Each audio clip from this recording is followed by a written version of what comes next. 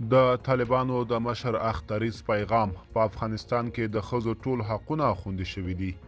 سلام، وخت مو بخیر. په مکړی د نن ورځې تازه او مهم خبر ته. په افغانستان کې د بشري حقونو په ځانګړي توګه د ښځو له حقونو د پراخو سرغړونو په اړه د کورنیو او بهرنیو اندېښنو سره د طالبانو مشر هیبت الله اخونزاده وایي چې د ده تر ادارې لاندې د ښځو ټول حقوق خوندي شوي دي. د طالبانو مشر د کوچني اختر په مناسبت په یوه پیغام کې چې پرون یکشنبې د چنګاښ په څلورمه د دغې ډلې د ویان ذبیح الله مجاهد له ټویټر پاڼې څخه خپور شو، ویلي دي چې د 20 کلن اشغال منفي اغیزې په افغانستان کې د ښځو پر حجاب باندې له منځه تللو په حال کې دي. هغه زیاته کړې د اسلامي امارت د حاکمیت په چوکاټ کې د ښځو د ټولو شرعي حقوقو د پوره کولو په ګډون د جبري ودونو په بدو کې د نجونو ورکول او نورو دودیزو ظلمونو څخه د ښځو د ژغورلو لپاره لازم تدابیر نیول شوي دي. ټولنې د نیمې برخې په توګه د ښځو د اصلاح، حجاب، عفت، اختلاف څخه د مخنیوي او د اسلامي شریعت تر سیوري لاندې د هوسا ژوند د رامنځته کولو لپاره مهم ګامونه پورته شوي دي.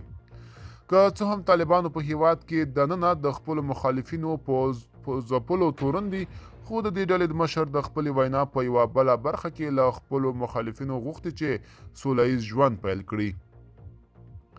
هغه یادونه کړې ده له همدې امله موږ له ټولو هغو کسانو څخه چې سوله ګواښي غوښتنه کوو چې په هیواد کې هوسا ژوند پیل او د سولې او ثبات په ټینګښت کې ونډه واخلي.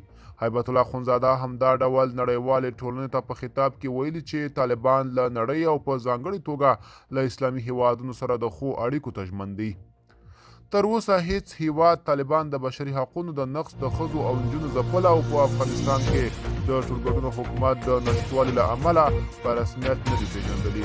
دغه لوړپوړي طالب چارواکي په فلسطین کې د جګړې په غبرګون کې ویلي چې ټول اسلامي هیوادونه باید د فلسطینیانو سره د اسرائیلو د چلند په وړاندې خپله دنده ترسره کړي. د طالبانو مشر په داسې حال کې د ښځو د حقونو د خوندیتوب خبره کوي چې د ملګرو ملتونو ځانګړي استازي ریچارډ بینټ په خپل نوي راپور کې ویلي چې د نړۍ په هیڅ یوه برخه کې افغانستان په ډول د ښځو حقونه سیستماتیک او پراخ بریدونه نه دي ترسره شوي. په تازه مورد کې فارن پالیسي ادعا کړې چې د طالبانو په زندانونو کې پر ښځو له وهلو ټکولو وروسته ډله ییز جنسي تیری هم ترسره شوي دي.